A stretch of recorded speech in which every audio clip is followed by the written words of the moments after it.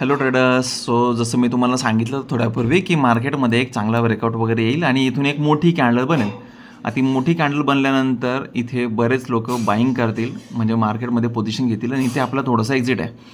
पण मार्केटमध्ये ज्या पद्धतीची इथे एक चांगली प्राइस ॲक्शन बनलेली, म्हणजे इथे एक मोठा रेजिस्टन्स जो आहे, त्या रेजिस्टन्सच्या ब्रेकआउटमुळे मी माझा थोडासा प्रॉफिटचा जो एरिया आहे तो इथून काढून मी थोडासा इकडे होल्ड करता, इथे थोडंसं पोझिशन एक्झिट करण्याचा विचार केला आहे. कारण की बघूया इथे मार्केटमध्ये ज्याप्रमाणे लोक ट्रॅप झाले तसे इथला पण मार्केट एल घेऊ शकतं आणि इथला एल घेऊन मार्केट वरच्या बाजूला थोडं शिफ्ट होऊ शकतं. तर त्याच्यामुळे आता माझं जवळपास चालू आहे प्रॉफिट $480 जवळपास, $480 जवळपास आता प्रॉफिट चालू आहे. बघूया आपल्याला हा प्रॉफिट कुठे बुक करता येतो आणि त्याच्यानुसार आपल्याला थोडंसं समजेल की कुठे प्रॉफिट घ्यायचा. पण लक्षात घ्या, जसं मार्केटमध्ये ना सायकॉलॉजी लक्षात घ्यायची की मार्केटमध्ये सपोर्ट कोणता आहे, रेजिस्टन्स कोणता आहे, मार्केटमध्ये प्रेशर कोणता आहे ना. ओके, तुम्हाला जर काही अडचण असेल तर तुम्ही कमेंट बॉक्समध्ये कमेंट करा.